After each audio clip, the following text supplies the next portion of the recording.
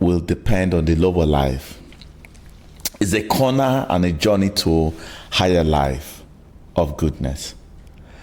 I'm excited when I share my exploration in life, deploying all the tools and the developing matrix that will help me navigate the curveball. I speak from the place of experimentation.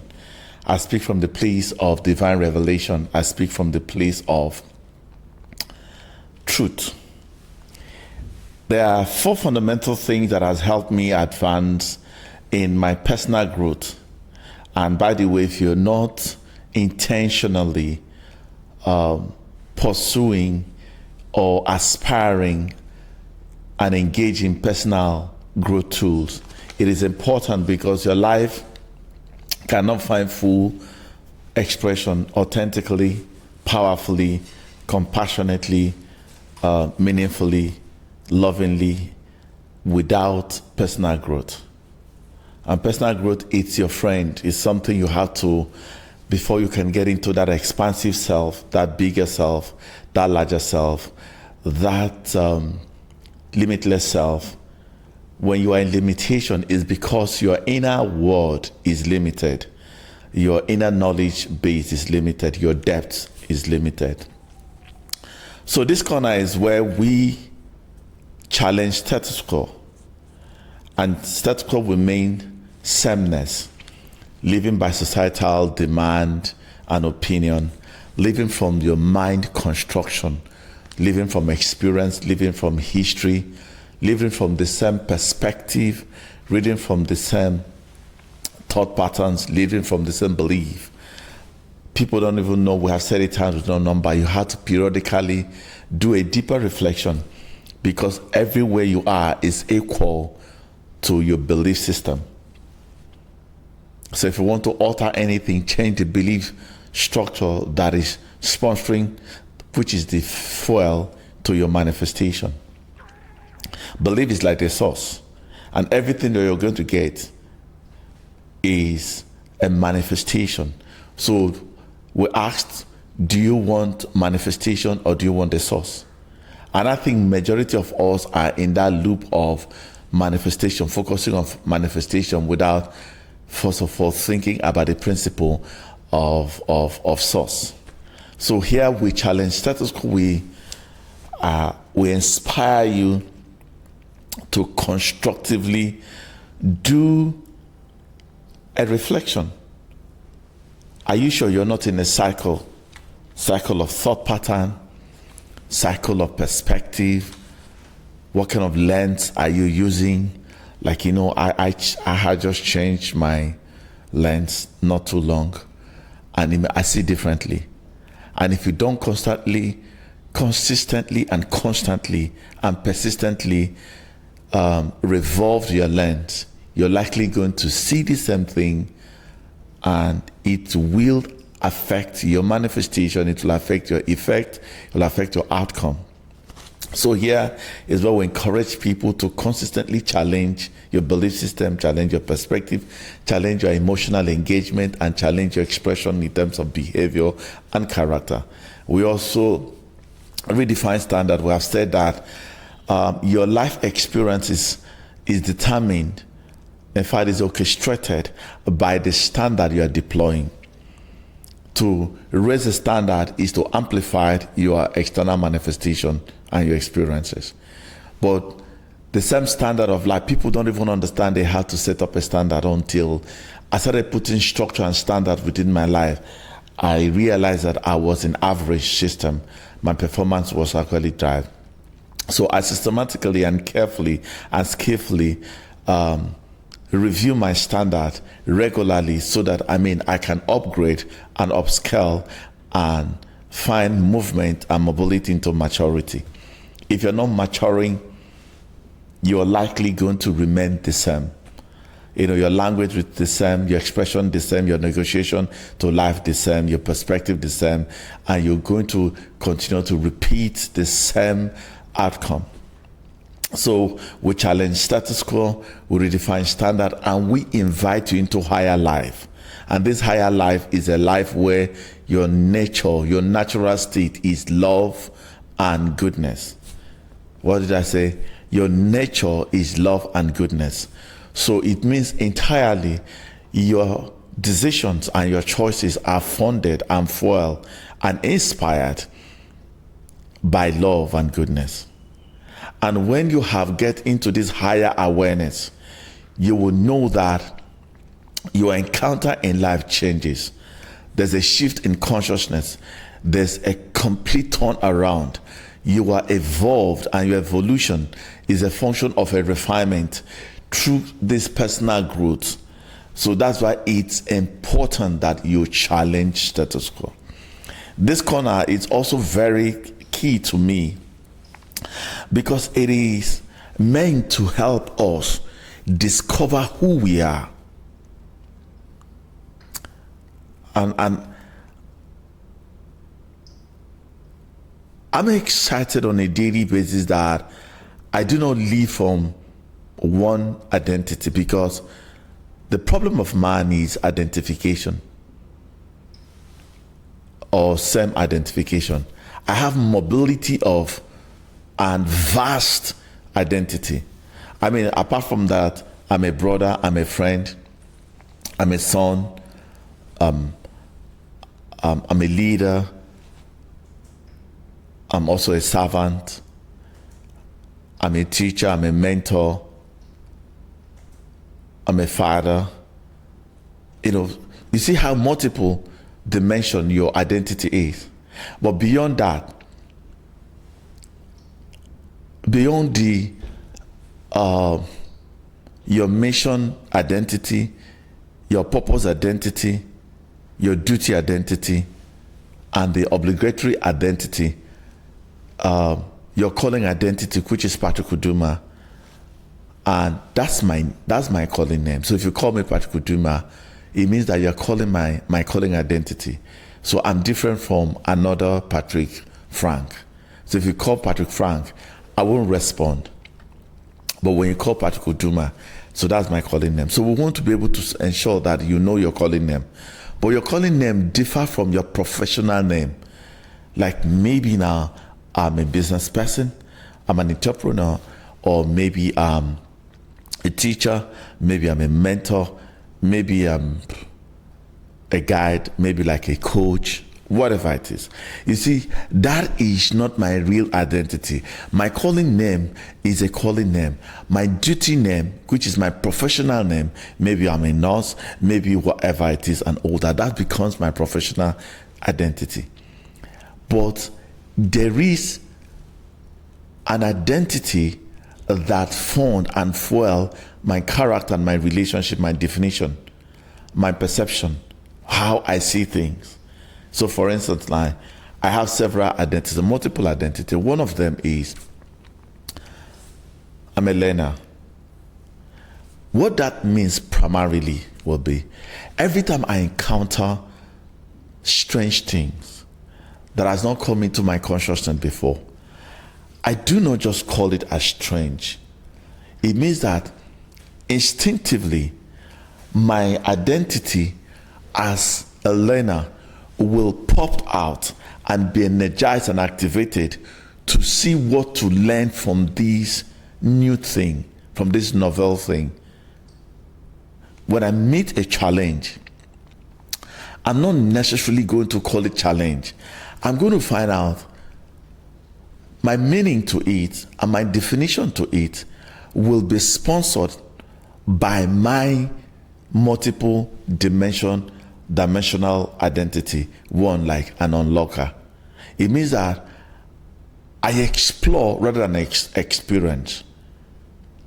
Exploration means that you have open mind, ability to have combination and blend with events of life, not resisting them, but accepting them and adopting strategy or mental toughness or robustness of your heart to be able to interpret it for your own utilization so that they are not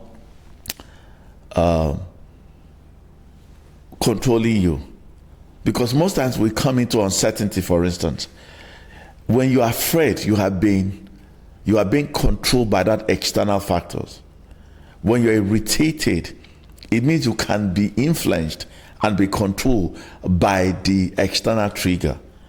But when you operate from the multiple dimensional identity, you realize, as number one, as a learner, new things become a source of something that will enrich the depth of your knowledge. You begin to expand your knowledge base. I'm also an unlocker. Unlocker means that you'll be able to have a deeper understanding about things, because we know in part. And if you're not careful, where your attention is, it will start dragging you and start experiencing where you are, and you're likely going to build a tent. Meanwhile, you have just seen one side of the coin. You're not seeing the totality. So now, as an unlocker, what it does and put your mind form will be, even though I'm enjoying this thing, there could be also a bitter part of this. Even though that this thing is promising, there's a pain to this promise. Even though that this job looks lucrative, there are demand of this job that may be not comfortable, that may not be pleasant. So you see, as an unlocker, that's how it enriches your inner self, to know that it is better to understand, to listen, rather than to flow without full understanding. So that's what unlocker will do to you. You see how your multiple dimensional identity will help you define the world, not the world defining you. I'll say I'm an enricher. And so remember, when I encounter loss, automatically I won't call it like loss. I'll just feel like I've enriched people. It's not a method of escape or indifferent or emotional management. Those are intentional acts of letting your true self emerge in circumstances. Because you see, once your true self is not in control, your false self, which is the ego self, which is the personality level, which is the lower self, will begin to control you. And that's what probably affects you when people say they are frustrated. When you're frustrated, you did not engage your true self. You have engaged your lower self. Your true self is the higher self. So when you hear greater is he that is in me than he that is in the world, the deployment of that means that I'm utilizing my true self, which is limitless, which is expansive, which is complete, which is robust, which is vast, to be able to relate and define and take responsibility rather than reaction. You see, when you react, it's your lower self that's reacting. Your higher self cannot react because it has depth. It's an energetic blueprint. It's not cowed by external triggers. And that's why you need to come to these multi-dimensional you, because we dwell in duality. There's a lower you, there's a higher you. And whichever way you operate from, it is how you're going to experience the world. That's how you're going to find satisfaction or dissatisfaction. That's why you're going to be irritated or you're going to be satisfied and contented and all that. So, I have another one, which I call the lover. The lover self is where you key into your nature. When I started, I said that our natural state is love and good and goodness.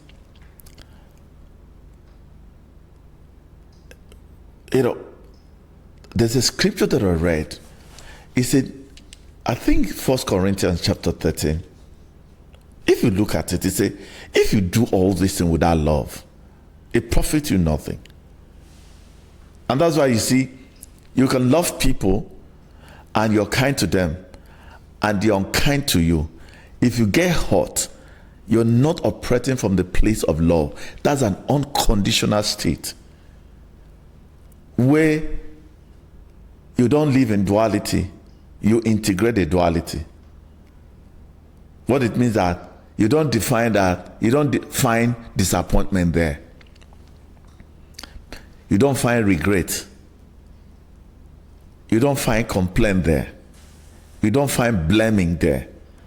Because your choice and your decisions are fueled from that love, good foundation. And we're breaking it down so that we understand that when people say they suffer or they are regretting, it means that they have not accessed their true identity that fuel their definition, their relationship. You see how I'm saying I'm an enlightener. It started when I say I'm a blessing. I am blessed to be a blessing. So wherever I go, there are contradiction, there are opposition. There are people who seemingly may not like me. I'm not going to focus on their like or their dislike, their approval or disapproval, their appreciation or not appreciation, their honor or not honor. Because if I am honor, I don't seek honor, I express honor. I don't get honor, I give honor. Because that's who I am. I'm not scarce based I'm feeling they did honor me. No, I can walk into an environment and I feel satisfied, not based on what I'm expecting. In fact, your true self doesn't expect, your true self creates. Because now your true self is a creator. Expectation become a lower self because it's a lower you that expect. But your higher you is so sufficient and so contented. It's fully loaded. And because it's fully loaded, what it means is that he cannot define anything from the external. It has to be. So the richness of your soul, the wisdom of your heart, your internal abundance will consistently influence everything external. So I've laid this foundation to understand that it's important you find your identity. So we'll help you to find your identity. And once you find your identity, the next thing your identity does is find assignment.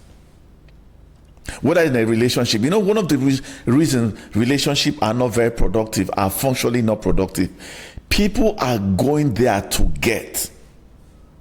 And it contradicts completely the principles and the truth and the belief that makes relationship effective, because most of the relationship is what I'm going to get.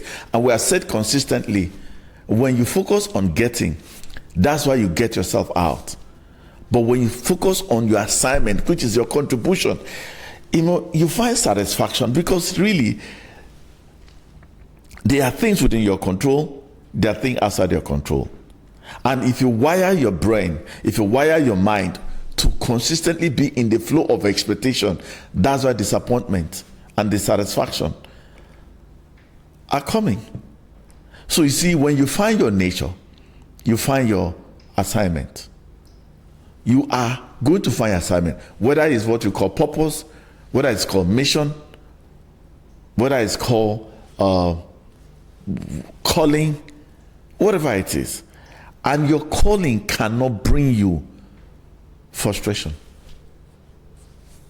And we need to sit down. You see, this is why this corner is not the usual corner. It's a place of deep thinking to flow from the truths of life, the principles of life, the laws of life, the beliefs of life. Because there's a way nature works. And you cannot presuppose it. You cannot wish it. In divinity, there's no wish. And so you see, this is why when you find your identity, it's easier whether you're at work, or whether you're in relationship, whether you're parenting, whether you are leading, whatever space you are, you're not going to focus on the output. You're going to focus on the assignment. The quality of the assignment will determine the quality of outcome. So you see, while we bring people from your nature, you find assignment. Wherever you are, where can I serve? What can I give? What can I contribute? It's not what to take. It's outside your control. It's not what to receive. It's outside your control. It's not whether you'll be loved. It's outside your control. It's not whether you'll be appreciated. It's outside your control. It's not whether you'll be honored. It's outside your control. Rejection is outside your control. How people reject, accept it. But now, in your nature, it is a complete nature that finds its full expression in assignment, what to give, what to contribute. And the moment you begin to reverse your thinking and your perspective in life from this assignment, from your nature that fuel your assignment, you will realize that all the suffer and disappointment and distress will change because you're not focusing on the wrong part of life, but on the right part of life. People get mad at me sometimes and say, okay, if I'm in a relationship, why shouldn't I expect? That's why you're disappointed. Because people are also operating from a nature. And they have an assignment. And those assignment influences their choice and decision and their expression and what they give you, because you heard it. You can't give what is not there. And so that's why we need to go back fundamentally to do a deeper reflection, whether through meditation and prayer and seeking higher guidance, in order to be able to unlock and reveal your true identity. Because once your nature comes in, it will convey and empower and install your.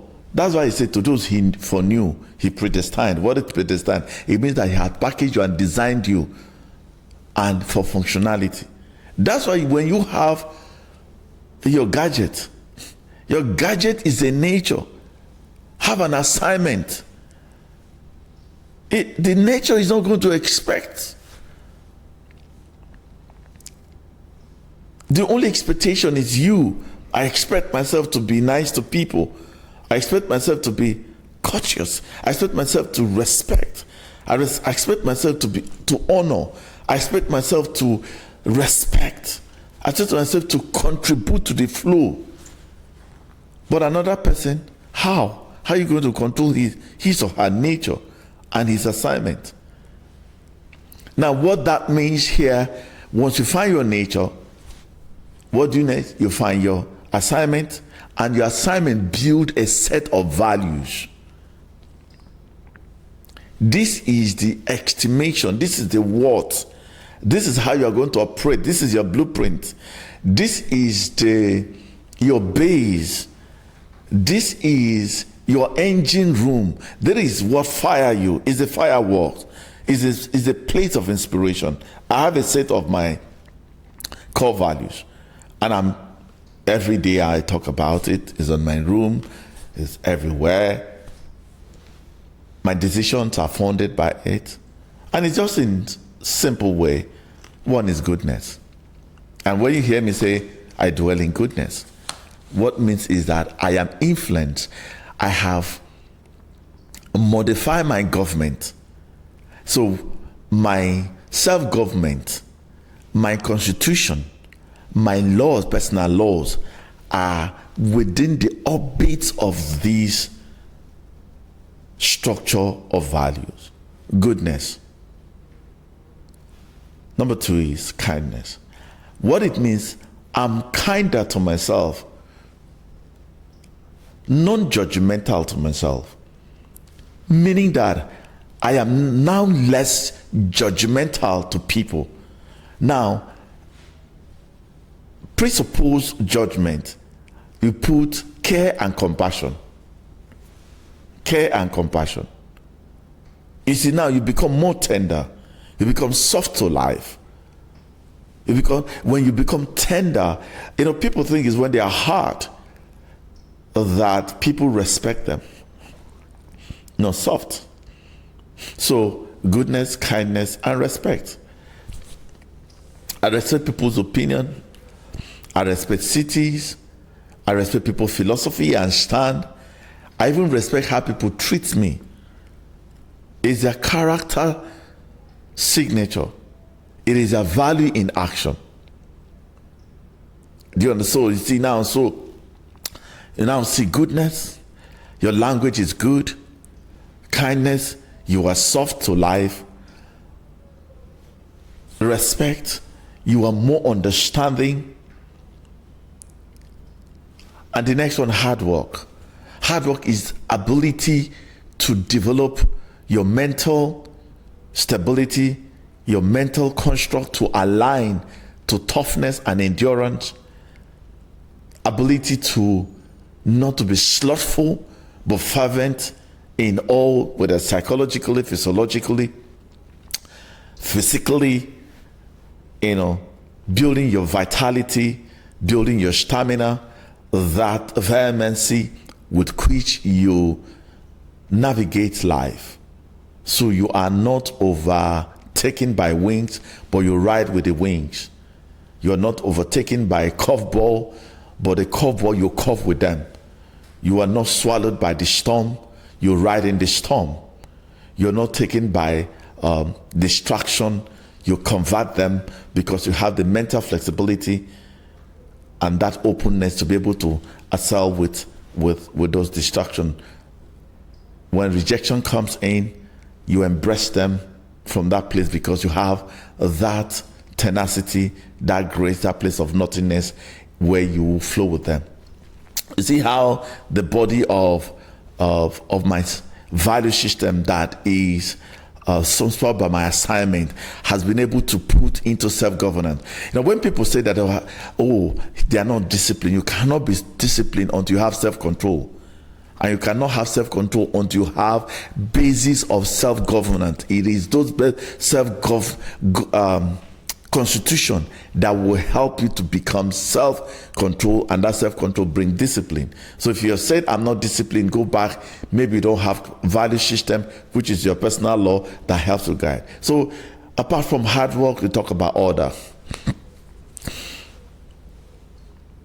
For maturity to occur, it has to follow a sequence. You hear something like trust the process. Trust the process is be orderly, because there are sequence of events. There are patterns to follow. There are method to follow.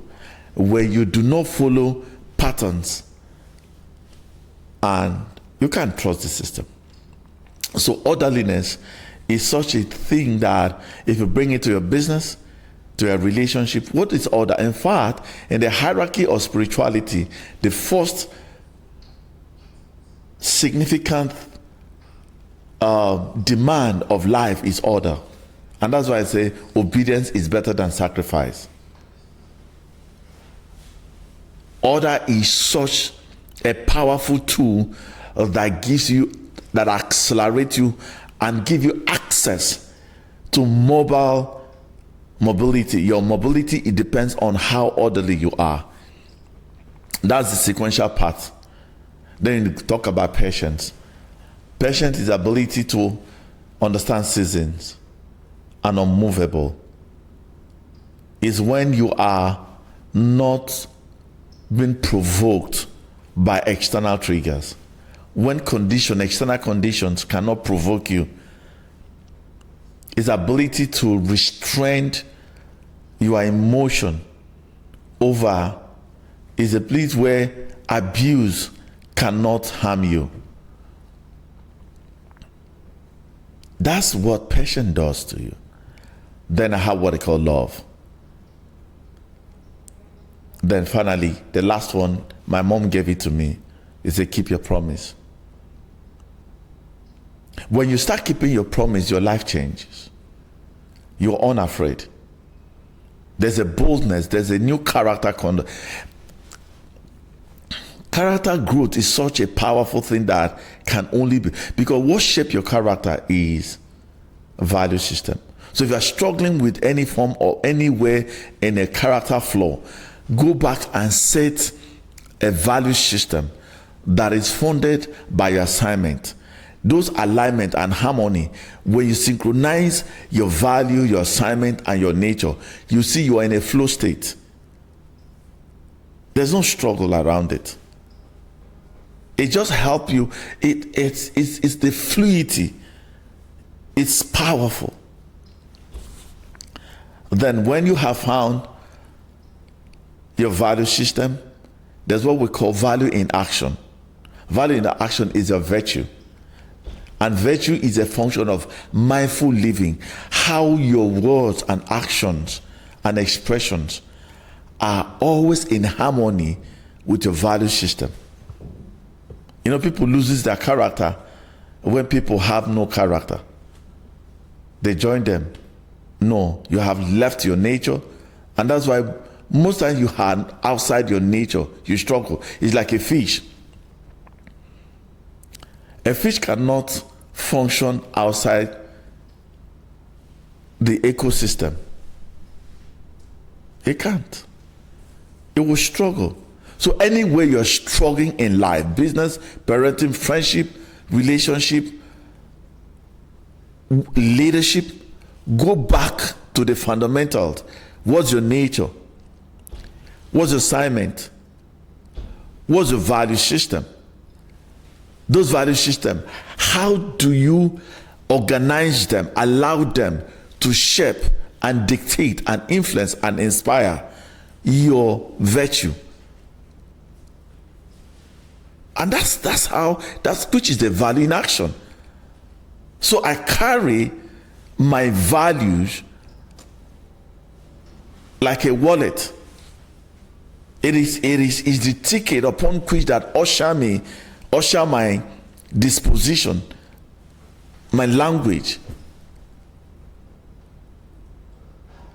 It forms the texture of my language is founded by my values.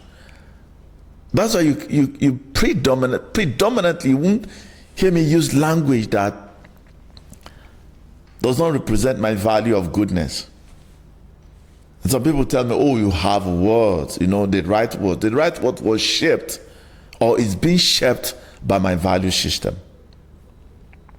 So now this is how, if you have gotten this, your nature, that you see why I would say will help you discover who you are. Own your life. Because self-acceptance, my God, is the tool of liberation. When you're looking for freedom, the only freedom you're going to get now is holistic self-acceptance, where you accept yourself unconditionally. And that self-acceptance, which is what we call radical acceptance, will help you, keep a boundary. Like, you can't hurt me. Really. You say you can't hurt me. Consciously. Now I'm learning what I call the power of silence. And that's what I call the divine pause. But I don't want to go into that. So when people are talking about loss or change in government or change in economy or change in weather or change in people's attitude, they shouldn't really affect you.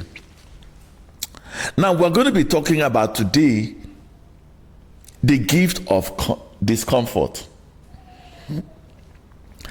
The gift of discomfort. Have you come of age and you have desired or aspired to be married, have a child or children? Until date, you're still single. And it seems like singlehood is discomforting. Can I tell you so? The moment you continue to look at it as discomfort, it will not accelerate you. But when you turn this singlehood as a gift,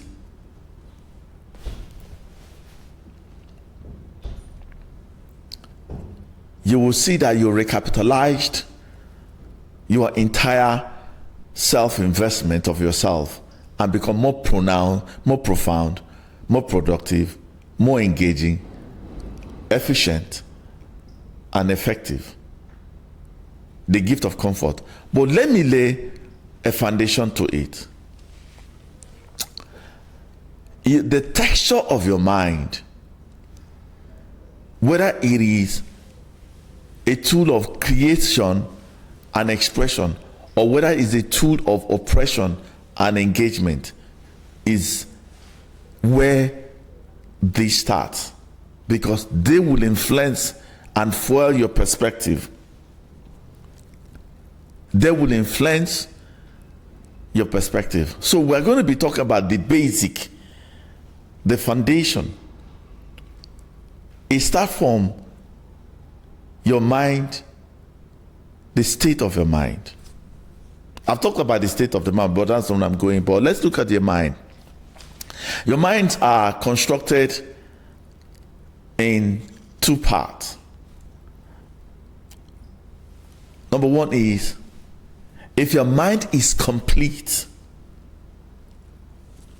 you will realize that you lack nothing.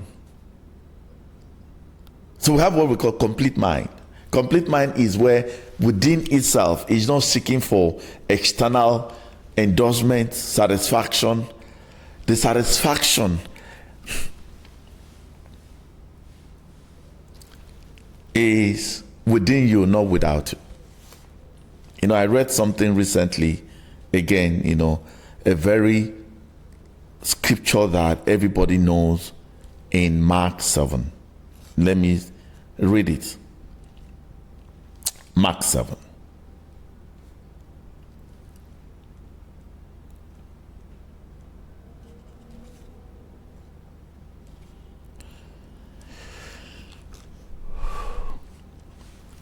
All these corrupt things, verse 23, emerge from within and constantly defile a person. All these corrupt things emerge from within and constantly defile a person.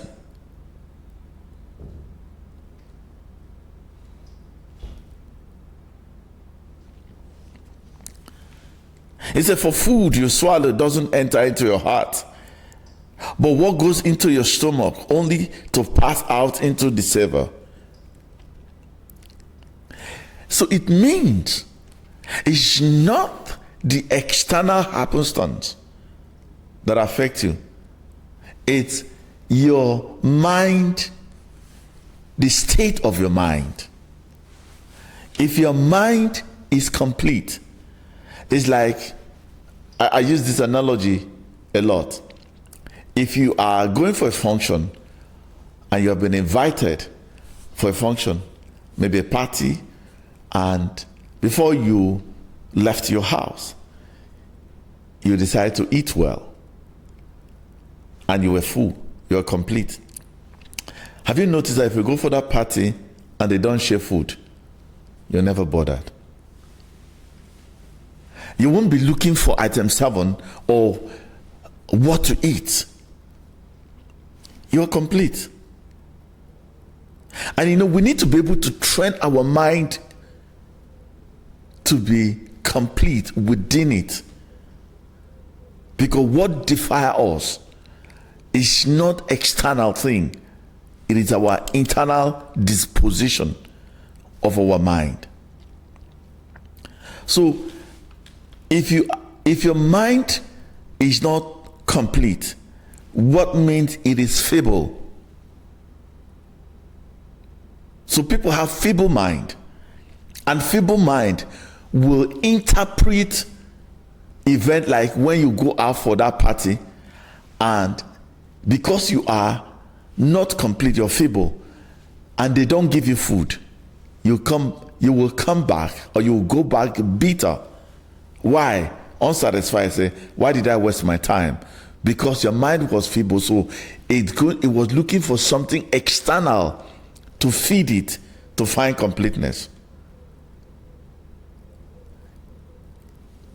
If you are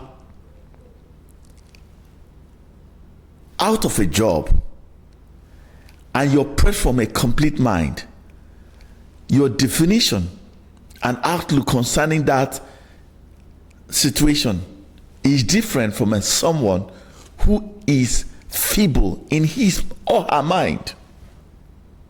And they will interpret it as this one will complete it as an opportunity to expand, because complete means finding expression, but feeble finding something to feel it. So it means you need a job to be satisfied, to be happy. No. So I'm asking you a question. Is your mind complete or is it feeble? It will determine how you're going to interpret discomfort. The second one is sound mind. Sound mind is undefiled. It's like pure. I learned that from Steve Jobs. Steve Jobs had a sound mind. When I read about 6 things that defined him, that made him so productive and efficient, it was sound mind. And that's why it says he has not given us the spirit of fear, but the spirit of a sound mind, of power and love. And when you operate from a sound mind, you are clinically wired to find possibility and see on discomfort as a potential. But if you're not sound, what you are, you become weak and unstable. An unstable mind is already almost troubled within, and trouble without is an expression or a mirror of trouble within. As above, so below. So as in, so out. So the question will be, do you have a sound mind? Now, sound mind, the next one is inclusiveness. Our major problem is separation. We know how to separate a season from another season, from experience to another season, because we have forgotten that we see in part and not whole most times. We know in part. So until you start thinking inclusively, you will think from a place of separation. So I'm asking you, do you have an inclusive mind? And these are the quality of the mind that if you begin to embrace and inculcate and begin to review to find out the pattern of mind you have, it will help you how you see discomfort. Now, if you are not inclusive, what happens? You have become restrictive. Either you are inclusive or you are exclusive. Now, exclusivity means restriction. If your mind is restricted, it does not include. What happened? You suffer because you are seeing XYZ as bad or good. But in inclusivity is what I call the integrated mind, where it utilizes all the bends and the curve into its advantage. Tough position. But this is how you find freedom and satisfaction and be able to utilize. In fact, I'm going to be dealing with what I call above duality. It's an integrated mindset where we accelerate and utilize the bend of life to our advantage. Yeah, there's also a mind we call the extensive mind. It's called the large mind. Have you heard those people that say they have a large mind, large heart? They used to use that to me a lot. I didn't know what it means. But now as I grow, as I mature, as I evolve and refine in knowledge and deepening my knowledge base, I find out that an extensive heart is robust, is large. It's like the sky that can contain everything. These are possibilities. These are mindful, constructed mind that you engage as a tool of creation, not as a tool of oppression. So extensiveness, if you don't have extensive mind, you have a narrow mind, and that's a confinement. And a lot of us are in confinement, like in prison wall. Narrow mind. One way. It must be this way. If it is not this way, we are suffering. And the final one, which is what I call the fuller mind. Typically what we call the abundance mind. If you operate from abundance mind, it means that you are in a place of plenty. It's powerful. If you are not in full mind, abundant mind, you are in scarcity. And if you are in scarcity, it means that you are helpless. It means your creative capability in nature has been already altered. Have you seen how this complete mind, sound mind, inclusive mind, extensive mind, and abundant mind, or you have feeble mind, unstable mind or weak mind, restrictive mind, narrow mind or confinement, or scarcity-based mind. Why did I take time to really go through this? Don't forget, last week we talked about the shallowness of the mind. But this week, we want to go a bit.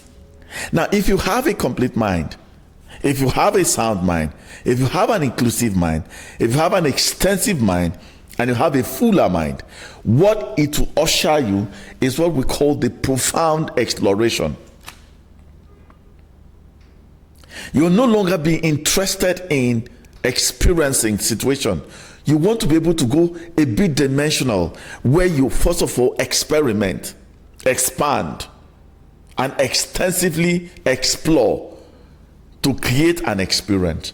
So the creation of experience is no longer triggered by external manifestation of fruit, but now it is properly fueled by yourself, the robust mind. And you see, as we continue to explore the gift of discomfort, you see why we are breaking it down from your identity, from your assignment. We move into your value system, the component of your value, and your value in action, which is your virtue. And now we explore and explore the 5 kinds of mind. And once you have been able to identify where you belong, what now happened? It is now has engineered you, has now designed you to be able to see differently with discomfort. And we are saying that discomfort is a body of intelligence. So when you are lonely, when you start feeling lonely, the discomfort of lonely is an indication that it's time to find a fulfillment in other people, because it means that there's something within you that you need to express to people. I really didn't know that I have these gifts of the boy child. But I mean, frankly, how I connect with these boys was as a result of a certain discomfort. And utilizing those discomfort, I found out that this discomfort was a body of intelligence that was indicating that there is an assignment that is within you that is causing you. You see, it's like when you said, if you break away your restlessness, like that restlessness is not to dishonor you or to keep you in a wounded place, but it was supposed to be a body of intelligence messaging you that there's an exploration, there's an experimentation, an expansion of you that need to. So I don't know whether you're in a relationship and you feel lonely. It shows that there are capacity within you that you are not expressing. And when you unlock it, you will realize that the body, that discomfort was a body of intelligence to expand you into a higher you. You see why it's a higher life. So we realize that discomfort shows that you are in shallow place. The body of this message is to drive you to a deeper you, to find meaning and purpose. So don't discard. Don't be too quick to discard and say, I am suffering. What is this situation revealing to me? I have said that every circumstance that you meet is a messenger. Don't be quick to judge it bad or good, discomfort or comfort or discomfort. Because acceptance and adoption, this critical thing, I read a story about a woman who has approached our Lord Jesus Christ, to say, heal me of my daughter, heal my daughter who was possessed of certain demon. And she met her discomforted place, because she had come with hope. She did a research and understand that the Lord Jesus Christ represents truth and mercy. And it means that it is unconditional, whether you are this or that. But when she got there, she got a shock of her life. But you see, you know what he said? What you say is the right thing. You see, that's a mentality of a sound mentality, a robust mentality. A mind that is full did not interpret this discomfort, as a tool of disorientation, as a tool of discouragement, but was it amplified because she had anchored that discomfort is an access to deliverance. And most times, honestly, discomfort is an access to an accelerated life. So superficiality is detrimental to potential. When you are in the surface, always to be comfort, stay in your comfort zone. We have heard so much about staying in your comfort zone, and many people have stayed in their comfort zone and lose their potential, because potential means you have to leave your comfort zone to go into uncertainty, because uncertainty holds power, immense power. It has a premium potential. So if your comfort becomes at a place of average, as potential is withheld in uncertainty, profound exploration means deeper and meaningful investigation or examination of a subject, diving far beyond the surface level of comfort to unlock, to uncover, to extract the hidden insight, to gain deeper understanding, and potentially experience a transformative shift in perspective. It offers an alternative and broader option, like a child's mind that seeks out stainless and fresh experiences. You may be in the sick bed. Somebody has checked out of your life right away. You must have lost a precious soul that is dear to you, and is discomforting. You know that most of people, when we lose people, sometimes if we are not so buried in mourning and allow the spirit of what that discomfort comes in, it could just unveil a certain capacity that you never expect. Yes, I know you lost your husband. I know you lost your dad. I know you lost your son. I know right now that your daughter, who was sharp, intelligent, has gotten admission, but there's a discomfort right now. That is a body of intelligence to redirect you, probably to your source, to a deeper reflection with your source, because those that look upon him for help radiate in joy. Don't be quick to assign suffering to discomfort or displeasure to discomfort. What is that? What is that deep transformative message it carries?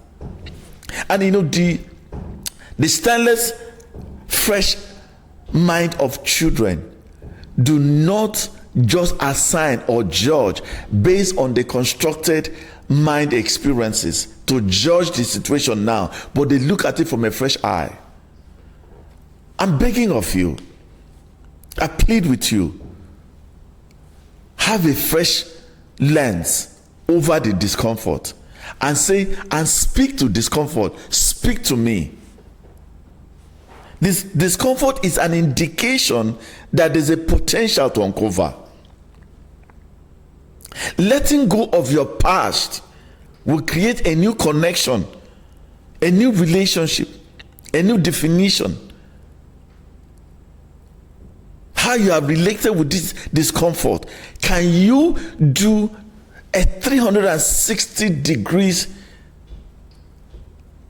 evolve it a bit, and say, you know what? Say, discomfort, thank you because you're a body of messenger. Just do something you have never done before. In that sick bed, tell yourself, hey, sickness, thank you for being here with me. He said he uses the foolish things of the age to conform to the wise. Just be a bit radical. Just approach discomfort from a very radical position this night or this morning, wherever you're listening from. You see why we're saying we challenge status quo and redefine standard and invite people to a higher dimension of relationship and definition and perspective and belief system and emotional engagement, so that you are not engaging this discomfort from a place of sadness. And sadness will be what we call the dark creation. Sad will create multiple sadness. But in light creation, you will smile at it, it will smile back to you. We're too hard to judge. We're not kind to situation. Be kind to it. And of course, it's a principle. Patrick, what are you talking about? They're principles. And that's why this corner is interactive. Let's have your questions. Let's have your insight. Let's have your opinion. Let's discuss about it. Let's have an open mind, broad mind to be able to evaluate this, experiment it, dive deeper to different concepts so that we are not limited, become weak, feeble.